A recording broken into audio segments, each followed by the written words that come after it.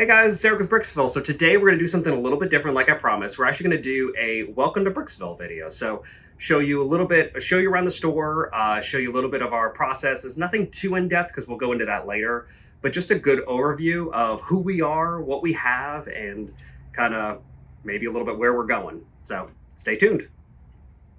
Welcome to Bricksville. So I had to do a voiceover recording on here because we're right next to the highway and it is really loud. But we're all decorated for Halloween. That's why you'll see the spider webs everywhere. But we're just coming right in. So, welcome inside the store. Close this door. So, we have, when you first enter, we've got our sets. We've got our new sets right here. This changes constantly, but right now we have Jurassic Park, Minecraft, then continuing around, we've got Friends and kind of Disney. Then we've got City and kind of the video game stuff. I know Monkey Kid isn't a video game, but yeah, I love video game stuff.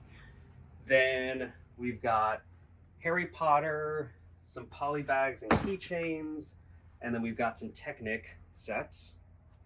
And then around this side, we've got some of the 18 plus architecture ideas, just kind of fun sets like this for adults. Then we've got our cases here, which are kind of our used sets. They're the ones I like the best because that's what we're really here for. You can get the new sets anywhere. But we've got our bulk Lego right here, which we're about to get a lot more of, but we try to keep this pretty rich. We take out the animal, plants, minifigs, things like that, but we try to leave as much as we really can. But we also take out the fake, so the other brands. Over here, if you follow me, we've got our Build a Minifig, which has been growing exponentially, but a lot of really cool accessories and hair pieces, and then all different kinds of, actually the thing I love is picking out the random figs that kids build and leave for us. So then over here, we've got our Star Wars sets, and kind of Star Wars cases right here. So some of the used sets, some of the really old ones. This is the one I reviewed on one of the last videos. But then around here, we've got a little kids table for kids to play with so that their parents can shop for their own Lego. Then superhero sets. And then at the end here, this is the actual junkyard. So all the vehicles that we couldn't bring ourselves to break up, we will put in here and just sell it for cheap and just get it so you can build out your army. Then we've got the minifig cases, which there's some sets on the bottom, but it's mainly minifigs. But we've got Harry Potter at the top, Star Wars, then superheroes, which in the beginning we tried to do Marvel and DC, but there's not enough DC, so superheroes.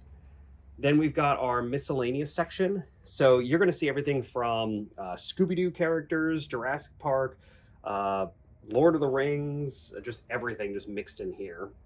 Then at the bottom, we've got Minecraft, some of our classic things, Ninjago, and then City. And then this case is all CMF, so collectible minifigs. Then the last case is going to be some of the more rare, older stuff. We've even got some McDonald's toys in there, McDonald's bags. And then at the top, you've got animals. So you've got dinos up here, and then all just different kinds of animals. I've even starting to grow a Spencer the Ghost Dog army. So, yep.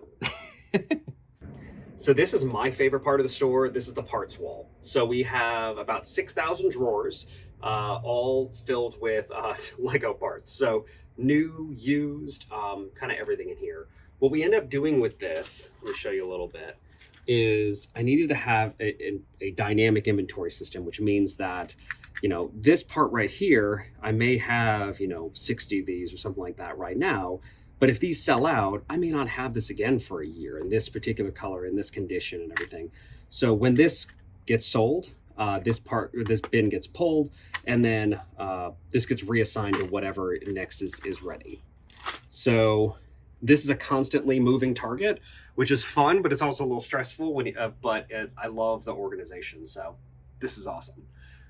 These parts also have to be by each spot is a specific type of part, then color, and then also whether it's new and used. So new and used will have different locations.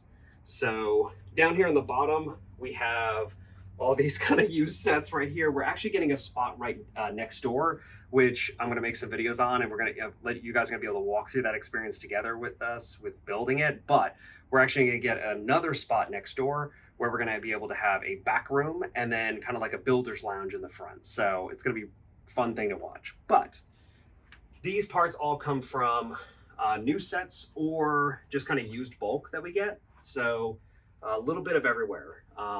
The thing that I really love is finding those rare old pieces in something.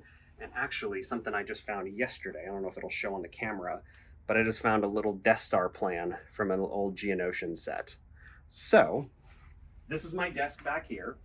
It's a mess, but I've got basically 2 square inches of standing room and then projects all around me. But we've got sets back here that we've identified of, oh, well, we just need to get this or that, and then we'll be able to get it ready. And then minifigs that we brought in that are still just trying to figure out what's there and what we might need. And yeah, this is kind of the command station of the store. But then one more thing. So we've got my wife's workstation up here, Athra. So she is real big into rehabbing the sets. So they come in, everybody's got a lot more dust in their house than I realized. No insults on anybody, but Lego sets get dusty. They get dirty. So here is where we can make sure that all the pieces are there and then also clean them up. And we clean them using mainly toothbrushes and compressed air. So to kind of get all that dust off. If they're really dirty, then we may have to break them down. But usually if they're that nasty, we won't take them in or we'll break them down and then do it as parts. But this is where all that happens. So behind, right next to my desk, kind of encroaches on it sometimes, but we put all of the, larger and sometimes more valuable sets. Like we've got a New York Comic Con Brickhead up here, just kind of old Star Wars stuff still sealed, but we've just kind of, and then just really, we're always looking for somewhere to put something.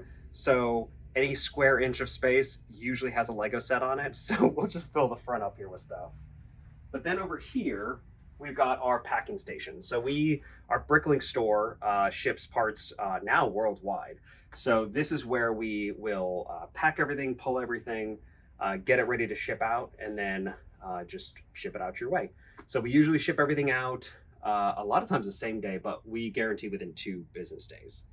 So just kind of all the supplies, the computer, the sealer, and then we actually reuse Lego bags to pack in. They're going to paper, so we may have to find another solution in a bit, but just to give them another life and be a little bit more sustainable.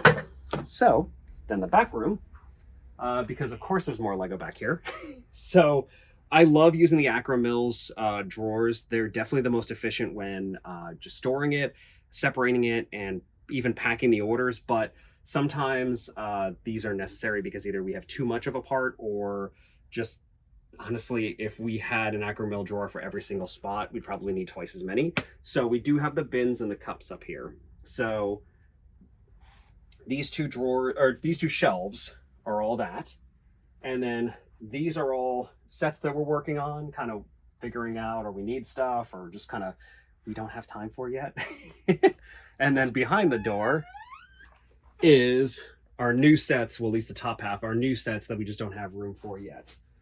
And then I think the last thing back here is going to be our cute fridge with our Bricktober guy on it. And then this is our sorting station. So it's not really set up right now, but our used Lego, when it comes in, we have a bunch of different categories, which I'll go through this process in another video. But we split out the Lego into general categories. Then those general categories get cleaned. Then they get split out into an individual piece, and then they get cataloged into the system. So it's a little system we've had to develop through trial and error, but so far it's working. So that's our shop. So I hope it was fun to watch. This is our first try for us on how to do kind of IRL videos of just kind of in the shop. So if there was any particular pieces that you guys found interesting, you'd like to know more about, any of the processes, let me know in the comments below. But I'm just really excited to kind of branch out more from the reviews. And actually, I've already thought about the next review that's coming up. So I won't drop any hints right now, but you'll see. If you haven't subscribed or liked a video before, please do so. And I'm really excited to keep making these videos. So hope to talk to you guys soon. Thanks.